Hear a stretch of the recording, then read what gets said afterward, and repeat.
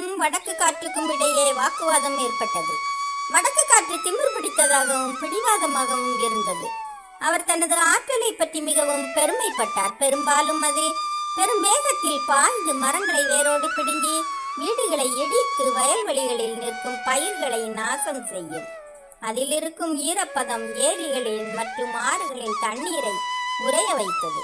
வாக்குவாதம் செய்யும் போது சூரியனிடம், என்னுடைய சக்திக்கு இணையாக யாருடைய பலமும் இல்லை. நான் உலகின் மிகவும் சக்தி வாய்ந்த நபர். எல்லோரும் என் முன் அற்பமானவர்கள். சூரியன் பணிவாக, ஒவ்வொருவருக்கும் பலம் மற்றும் பலவீனம் இருப்பதாக நான் நினைக்கின்றேன். எனவே யாரும் தன்னை மிகவும் சக்தி வாய்ந்தவர்கள் என்று கூற முடியாது. தன்னை பற்றி பெருமை கொள்வது சரியல்ல. நாம் அனைவரையும் மதித்து அனைவருடனும் ஒன்றாக வாழ பழக வேண்டும். வடக்கு காற்று கடுமையாக சொன்னது, நான் உன் பேச்சை கேட்கவில்லை. நான் மிகவும் சக்தி வாய்ந்தவன். இதை நான் உங்களுக்கு நிரூபிப்பேன். அப்படியானால் உங்கள் பலத்தை நிரூபிக்க தயாராகுங்கள். கீழே பாருங்கள். தாவணி அணிந்த ஒருவர் தரையில் நடந்து சென்று கொண்டிருந்தார். நீ அவனது தாவணியை அவன் உடம்பிலிருந்து அகற்று. நீயே மிகவும் சக்தி வாய்ந்தவன் என்பதை நான் ஏற்றுக்கொள்ளுகின்றேன். சூரியன் வடக்கு காற்றிற்கு சவால் விடுகின்றது. சிறிது நேரத்தில் இதை சொல்லி வடக்கு காற்று அதன் உக்கிர வடிவில் வந்தது. பூமியில் புழுதி புயல் வீச தொடங்கியது. மரங்களும் செடிகளும் அசைய துவங்கின. காய்ந்த இலைகள் மற்றும் பிற பொருட்கள் பறக்க துவங்கின.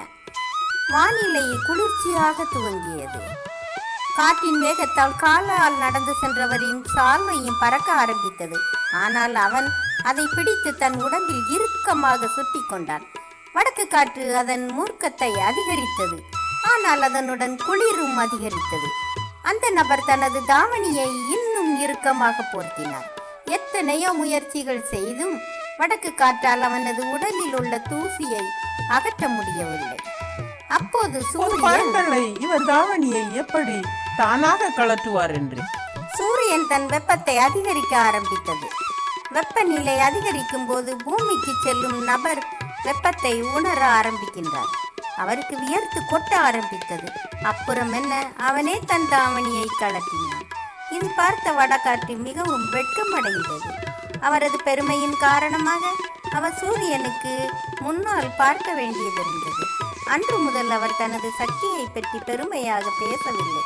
கற்றல் பெருமையுடையவன் தலையை தாழ்த்தி கொள்ளுகின்றான்.